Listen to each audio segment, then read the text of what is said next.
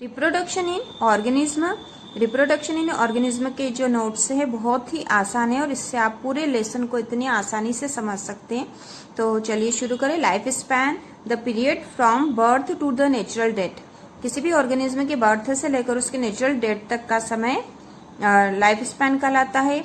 Reproduction जिस पे पूरा लेसन बना हुआ है। Reproduction is a biological process in which an organism give rise to young ones similar to the itself. इसमें ऑर्गेनिज्म अपने जैसे ही नए को जन्म देता है, वो प्रोसेस रिप्रोडक्शन कहलाती है। रिप्रोडक्शन जो है दो प्रकार का होता है, रिप्रोडक्शन टू टाइप का होता है, asexual reproduction and sexual reproduction. तो असेक्सुअल रिप्रोडक्शन क्या होता है? In this method, a single individual's parent is capable of producing offspring. इसमें एक सिंगल ऑर्गेनिज्म है नई ऑफस्प्रिंग को पैदा करने के लिए या फॉर्म करने के लिए कैपेबल होता है। इसके साथ ही क्लोन वर्ड भी दे रखा था असेक्सुअल रिप्रोडक्शन में। तो क्लोन उन ऑर्गेनिज्म को कहा जाता है जो एनाटॉमिकल और मॉर्फोलॉजिकल सेम होते हैं, और असेक्सुअल रिप्रोडक्शन से जो ऑफस्प्रिंग बनती है वो भी मॉर्फोलॉजिकल और एनाटॉमिकल सेम अपने पेरेंट के जैसी और एक दूसरे के जैसी भी सेम होती है। तो उसके लिए हम क्लोन शब्द का यूज कर सकते हैं। Sexual reproduction involves formation of the mail and female gamete. Sexual reproduction में मेल और फीमेल गैमेट का इन्वॉल्व होता है, either by the same individuals or by different individuals of the opposite sex। इसमें अपोजिट सेक्स के दो gamete बनते हैं, मेल गैमेट और फीमेल गैमेट, जिससे कि सेक्सुअल रिप्रोडक्शन कहा जाता है।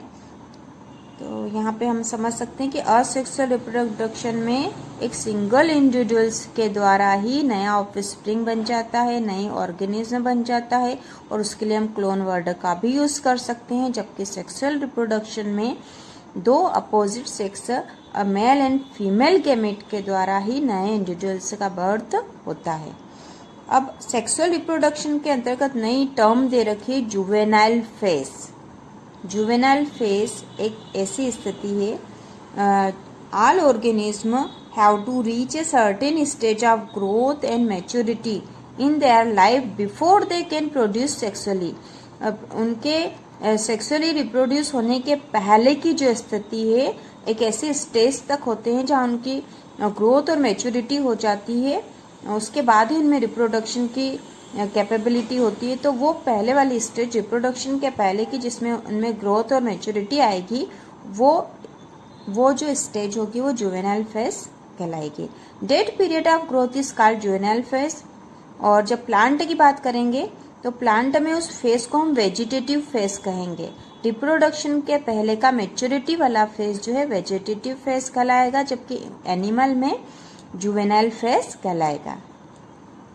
अगला टॉपिक है event of sexual fertilization. Sexual fertilization के समय जो इवेंट होते हैं, इसमें 3 इवेंट होते हैं, प्री फर्टिलाइजेशन इवेंट, उसके बाद फर्टिलाइजेशन और पोस्ट फर्टिलाइजेशन इवेंट। तो पहले हम पढ़ेंगे प्री फर्टिलाइजेशन इवेंट में क्या होता है। This include all event of sexual reproduction prior to the fusion of gamete. Gamete के फ्यूजन के पहले के सारे स्टेज, जिसमें 2 हैं, गैमेटोजेनेसिस एंड गैमेट ट्रांसफर।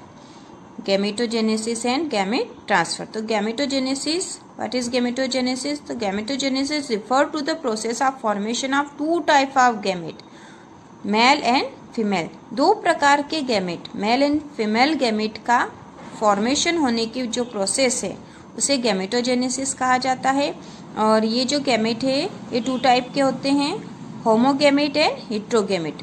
होमोगैमेट जिसमें mail and female gamete same type के होंगे, उसमें अंतर करना बहुत मुश्किल है, मेल गैमेट कौन सा और फीमेल गैमेट। और हेट्रोगैमेट जिसमें mail and female gamete different type के होंगे। इसके बाद है नेक्स्ट, इसी प्रकार इन प्लांट की जब हम बात करेंगे तो इसमें होमोथेलिक एंड मोनोशियस प्लांट जो हैं बाइसेक्सुअल कंडीशन की स्थिति में कहा जाता है। ठीक है, बायोलॉजी में जो नई टर्म आती है बच्चों हमको पता होनी चाहिए। तो प्लांट में जो होमोथेलिक एंड मोनोशियस टर्म जो है वो बाइसेक्सुअल कंडीशन, अर्थात जहाँ पर एक ही प्लांट में दोनों ही गैमेट बनेंगे, मेल एंड फीमेल गैमेट, तो बाइसेक्सुअल कंडीशन कहेंगे। और हेटेरोथैलिक एंड डायोशियस यूनिसेक्सुअल कंडीशन, जहाँ पर किसी प्लांट में एक ही प्रकार का गैमेट फॉर्मेशन होगा तो उसे यूनिसेक्सुअल कंडीशन कहा जाएगा। तो हमने गैमेटोजेनेसिस पढ़ लिया है। गैमेटोजेनेसिस वो प्रोसेस है जिसमें मेल एंड फीमेल गैमेट का फॉर्मेशन होता है। और जब ऑर्गेनिज्म की बात होती है, एनिमल की बात होती है, तो होमोगैमेट, जहाँ मेल और फीमेल गैमेट सेम टाइप के होते हैं। हेटेरोगैमेट, जहाँ mail and female gamete different type के होंगे। और प्लांट में होमोथैलिक एंड मोनोशियस जो है बाइसेक्सुअल कंडीशन को कहा जाएगा, और हेटेरोथैलिक एंड डायोशियस यूनिसेक्सुअल कंडीशन को कहा जाता है। नेक्स्ट, इन एनिमल में कुछ एग्जाम्पल दे रखे हैं एनसीईआरटी बुक में, जो कि हमें पता होना बहुत ज़रूरी है। एनिमल में बाइसेक्सुअल एनिमल जो है, इसके एग्जाम्पल दे रखे हैं। Earthworm, sponge, tapeworm and leech are hermaphrodites. Hermaphrodites भी बाइसेक्सुअल एनिमल को ही कहा गया है, और इसके एग्जाम्पल है earthworm, sponge, tapeworm and Leach. इसी प्रकार यूनिसेक्सुअल एनिमल का एग्जाम्पल दे रखा है कॉकरोच। ठीक है, अगला है गैमेट ट्रांसफर, जो अगली प्रोसेस है। गैमेटोजेनेसिस, मेल और फीमेल गैमेट का फॉर्मेशन होना, गैमेटोजेनेसिस हो गया। उसके बाद नेक्स्ट है गैमेट ट्रांसफर। गैमेट का ट्रांसफर कैसे होता है? तो majority male gamete motile and female gamete stationary. Majority, अधिकतर ये होता है कि मेल गैमेट मोटाइल होता है, वो चलायमान होता है, वो एक स्थान से दूसरे स्थान पर पहुंचता है, और फीमेल गैमेट स्टेशनरी, एक ही स्थान पर रहता है। इसके एक्सेप्शन है फ्यू फंगी एंड एल्गी। ठीक है, तो मेजोरिटी ये होती है कि मेल गैमेट मोटाइल होता है। पोलिनेशन होता है transfer of pollen grain to the stigma. Stigma तक पोलन ग्रेन का ट्रांसफर होना ही पोलिनेशन है।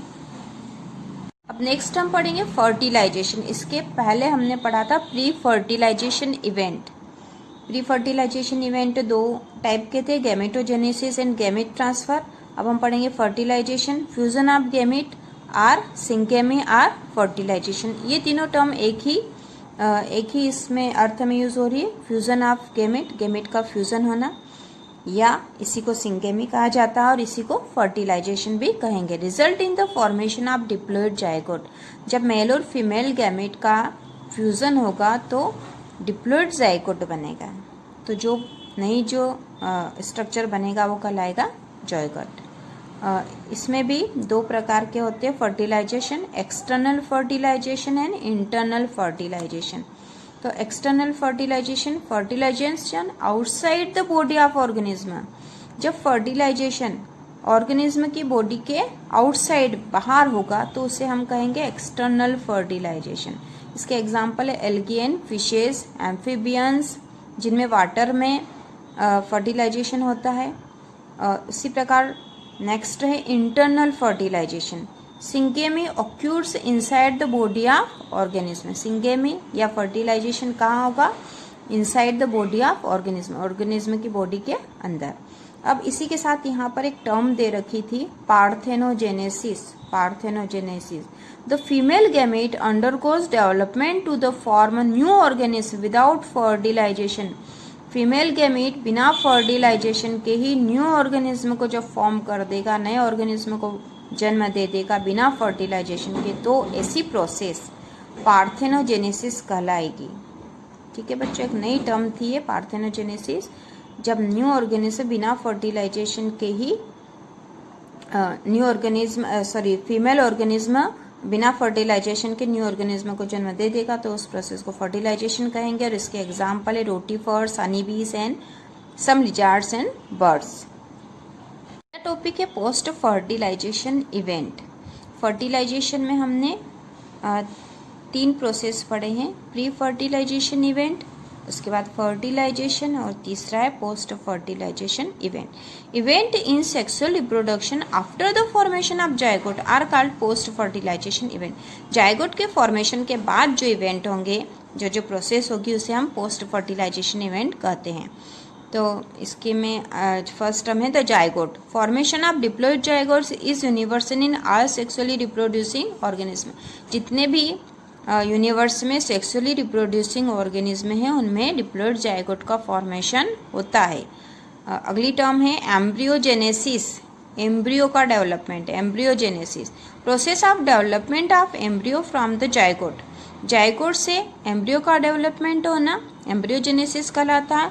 During embryogenesis zygote undergo cell division, mitosis and cell differentiation, zygote में माइटोसिस सेल डिवीजन होगा और सेल डिफरेंटिएशन भी होगा। सेल डिवीजन होने से सेल इंक्रीज होती जाएगी और सेल डिफरेंटिएशन होने से टिश्यू और ऑर्गेनिज्म का फॉर्मेशन होगा। Animal are categorized oviparous and viviparous. अब आगे जो है हम पढ़ेंगे कि एनिमल्स जो है उनको दो कैटेगरी ओविपेरस और विविपेरस में डिफ्रेंशिएट किया गया है।